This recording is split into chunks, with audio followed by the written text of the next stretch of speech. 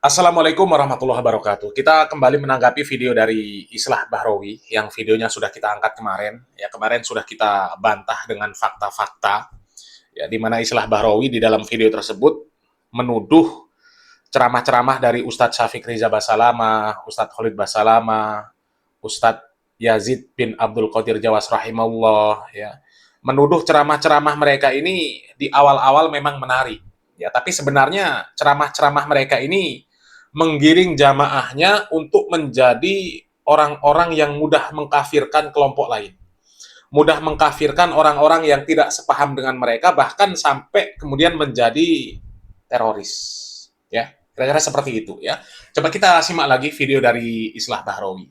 Jadi ceramah-ceramah Syafiq Basalamah, Khalid Basalamah, Abu Jawas, Firanda itu memang menarik pada tataran awam, terutama kepada orang-orang yang tidak punya ilmu agama yang kuat.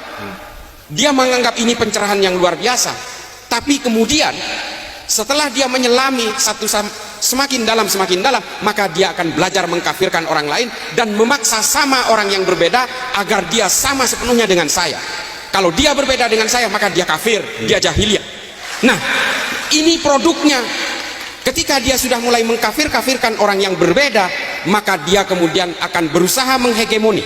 Dia akan mengkafirkan orang sekitar. Setelah dia mengkafirkan orang sekitar, dia akan mengkafirkan orang satu kampungnya. Setelah itu dia akan mengkafirkan satu kecamatan, satu kabupaten, satu provinsi, hingga akhirnya dia menganggap kafir orang senegara karena berbeda ubudiyah dan amaliyahnya. Dari situ kemudian muncul keinginan untuk bergabung dengan jaringan teror di Indonesia, untuk melakukan perlawanan terhadap negara dan untuk mengakselerasi dan melegalisasi halalnya darah kalian yang berbeda. Kemudian mereka bergabung kepada JI, JAD, JAK, JAT, JAS, MMI, MIT, MIB, NII, Khilafatul Muslimin. Ini adalah organisasi teror di Indonesia. Apa mereka ini? Semua penganut Salafi Wahabi. Saya bertanggung jawab dengan pernyataan ini. Ya, itu tuduhan dari Islah Bahrawi terhadap Ustadz Syafiq Basalamah, Ustadz Khalid Basalamah, Ustadz Yazid bin Abdul Qadir Jawas. Ya, katanya ceramah-ceramah mereka menarik di awal-awal. Padahal itu menggiring jamaahnya untuk memiliki pemahaman takfiri. Ya, dari mulai mengkafirkan orang yang nggak sepaham, kemudian mengkafirkan orang satu kecamatan, satu kabupaten, satu provinsi, bahkan satu negara, akhirnya dikafirkan. Itu dusta. Itu dusta. Ini ada kesaksian dari pengurus Muhammadiyah. Yang nggak tahu masih pengurus Muhammadiyah atau enggak. Yang jelas beliau pernah menjadi pengurus Muhammadiyah dan beliau seorang politikus. Beliau bukan Wahabi, tapi beliau sudah mengumpulkan ceramah-ceramah dari Ustadz Syafiq Riza Basalamah. Bahkan beliau mengatakan ada 900 ceramah-ceramah dari Ustadz Syafiq Basalamah yang beliau kumpulkan. Ya.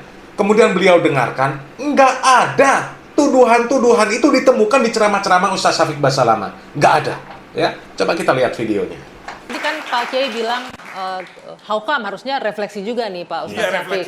Kok kenapa nih sampai acara saya di ban seperti itu ya? Tapi kita coba lihat nih salah satu cuplikan ya. Saya ingin bapak-bapak di sini memberikan masukan dan pandangannya masing-masing terkait dengan di bagian mana dari ceramah Ustadz Syafiq Basalamah yang mungkin membuat publik jadi resah. Boleh kita tampilkan? Hati-hati dengan dunia ini. Ceramah Ustadz Syafiq. Jangan sampai kita tertipu. Silahkan bekerja, silahkan cari harta, tapi ambisi kita bukan dunia. Betul. Karena kita nggak lama tinggal di dunia, jemaah. Sungguh sangat bodoh manusia yang menimbun hartanya di sebuah tempat. Dia taruh di brankas. Tiap hari dia kumpulkan di sana. Kemudian setelah itu dia tinggal selama-lamanya. Kemana akalmu? Bukankah kau capek menumpuk harta itu? Bukankah kau sekolah tahunan untuk mendapatkan harta itu?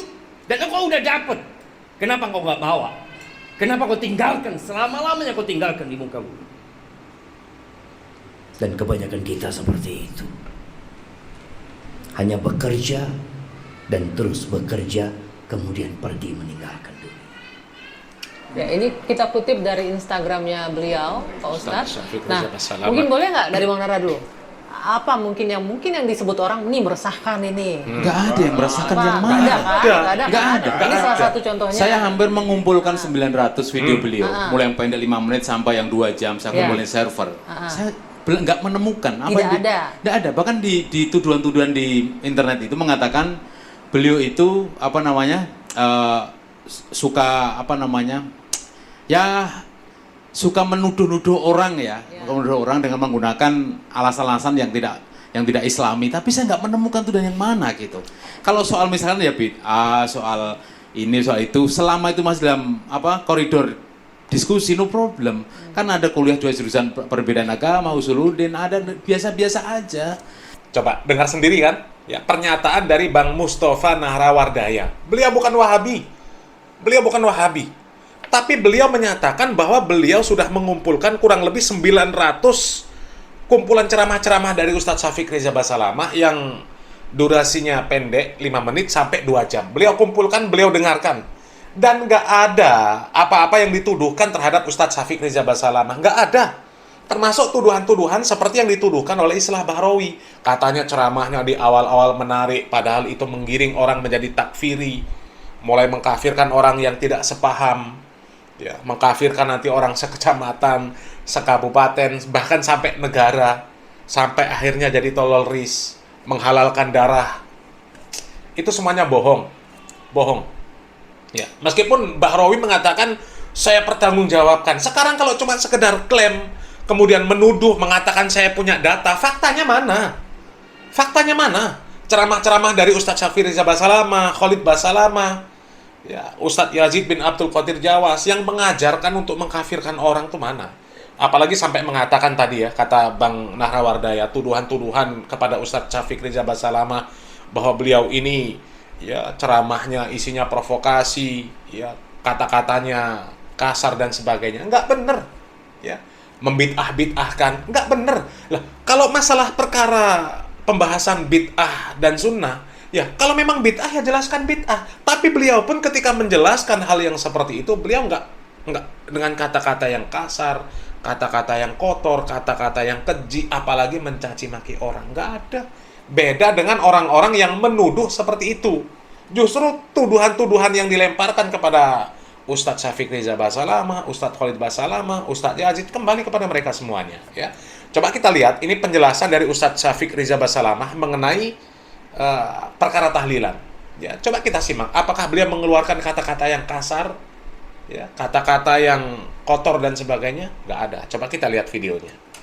Iya jemaah, kita masih melihat tradisi-tradisi di masyarakat yang menjadi sebuah ibadah sebenarnya, bukan tradisi.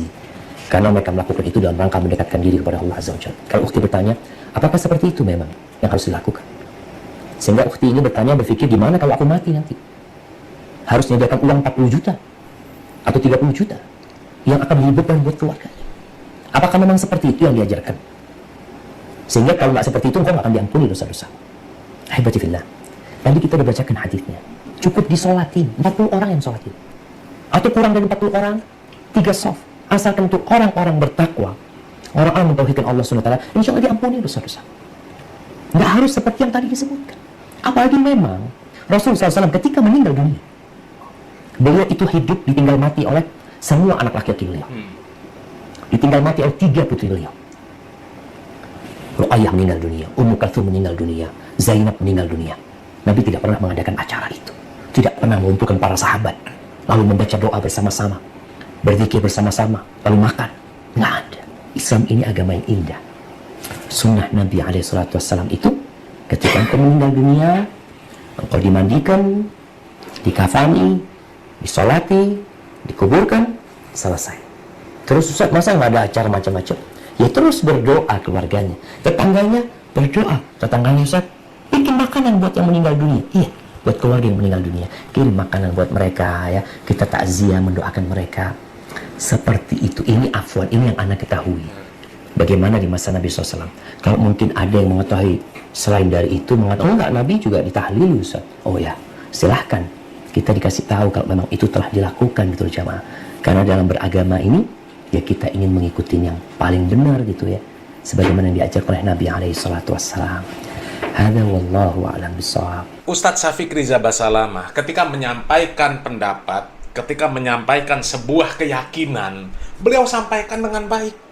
Dan beliau siap menerima kritikan. Kalau memang apa yang beliau sampaikan salah, ya beliau siap dikritik. Siap diberitahu kalau memang Nabi Muhammad SAW dan para sahabat pernah mengerjakan seperti itu, tolong beritahu. Kita ini beragama pengennya ikut Nabi Muhammad SAW. Ya. Kan seperti itu. Nggak ada salahnya beliau menyampaikan seperti itu. Dan kita memang beragama mengikuti Nabi Muhammad SAW. Nggak dengan sekar PTW. Solawatan, jogetan, laki-laki perempuan campur baur. Tubuh bawang kleru berito wes kepatut sayang mau dianggap Semarang kali ne budak sedih sayang matane sedih sayang tipe-tipe gorengan kopi diseret sapi amit-amit bocah saiki burung ikan wali ngeloni burung ikan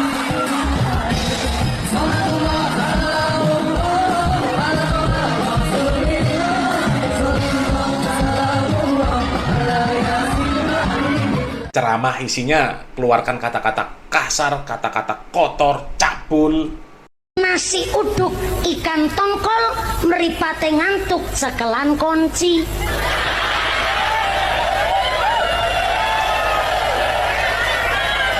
Kunci. Goblok. Kalau beragama tidak mengikuti Nabi Muhammad SAW, ya seperti itu tadi. Dan akhirnya melahirkan apa? Ya melahirkan kasus-kasus yang nggak benar. Ya, pesantren-pesantren, kiainya ya, nggagahi santriwatinya sampai hamil dan sebagainya. Muncul terus yang seperti itu. Karena apa? Karena memang cara beragamanya tidak mengikuti Nabi Muhammad SAW. Ya. Dan kalau berbicara masalah ceramah-ceramah yang nggak benar, justru ceramah-ceramah dari kelompok Islah Bahrawi itu yang nggak benar. Ya, membahas sunnah Nabi Muhammad SAW, mereka celah. Ya. Katakanlah masalah jenggot, mengatakan semakin panjang jenggot semakin goblok. Orang Arab jenggotnya lebat. Kalau kita ini kadang lihat anak berjenggot tuh seperti kesebelasan sepak bola, seperti 11 helai. Jadi yang paling penting lagi, yang paling serius lagi, orang berjenggot itu mengurangi kecerdasan. Jadi syarat yang sebenarnya untuk mendukung kecerdasan otak ketarik oleh untuk memanjangkan jenggot. Coba lihat ya. Gus Dur tidak berjenggot, Khalid Majid tidak berjenggot, Taqwa Shihab tidak berjenggot. Yang tidak nggak ada berjenggot itu. Tapi kalau berjenggot emosinya saja meledak-ledak, jedel otaknya. Karena syarat yang untuk mensupport otak supaya cerdas ketarik oleh jenggot itu. Semakin panjang, semakin goblok. Padahal jenggot, celana di atas mata kaki, itu sunnah. Bahkan Buya Yahya pun yang orang Aswaja mengakui itu yang benar. Memang ada orang suka mencaci maki pakai jenggot ya. Hati-hati jangan dong, dasar jenggot, si celana cingkrang. Hati-hati, celana cingkrang itu yang benar. Celana cingkrang itu yang benar, memang di atas mata kaki itu yang benar. Kalau diturunkan, ya memang lebih baik diangkat sedikit. Cuman perbedaan antara ulama, kalau bertanya yang lebih bagus, tetap celana cingkrang itu lebih bagus. Coba, Buya Yahya yang orang Aswaja mengakui bahwa jenggot, celana di atas mata kaki itu yang benar. Nggak boleh kita mencela. Mencela yang seperti itu sama dengan mencela Nabi. Ya, coba. Ya. Belum lagi kalau kita berbicara masalah toleransi, tentang perbedaan pendapat. Ya, perbedaan pendapat itu hal yang biasa. Coba kalau dari kalangan mereka, ya beda pendapat langsung caci maki. Jadi ada Ustadz Wahaboy, namanya Firanda. Dia mengatakan apa? Itu benar wali songo apa wali setan? Gara-gara apa? Mengkritik Sunan Kalijogo sebelum menjadi wali, dia bertapa di pinggir kali. Kalau tidak paham makna hakikat, tidak paham makna makrifat, mendingan kamu diam. Kalau harus menasihati dengan cara yang baik. Jangan niatnya baik, tapi caranya tidak baik. Maka Kanjeng Sunan Kalijogo sebelum menjadi wali, yang menurut Firanda ini wali setan, cangkeme bajingan, orang Wahabi mengatakan apa? Wali Songo itu katanya wali setan. Abun Aziz itu sebelum mengajar biasanya mengajak murid-muridnya bersama-sama memaki-maki Wahabi. Wahabi itu kurang ajar, Wahabi itu setan alas, Wahabi itu ya macam-macam pokoknya. Lalu beliau bilang, kamu bilang begitu pahalanya sama dengan wiritan dan lebih afdal daripada wiritan. Coba, yang seperti itu nggak akan pernah Anda temukan di ceramah-ceramah orang-orang yang disebut Salafi Wahabi. Nggak akan pernah ditemukan. Ya. Jadi siapa sebenarnya yang lebih pantas disebut seperti apa yang Islah Bahrawi sebutkan tadi? Hah? Selamat berpikir.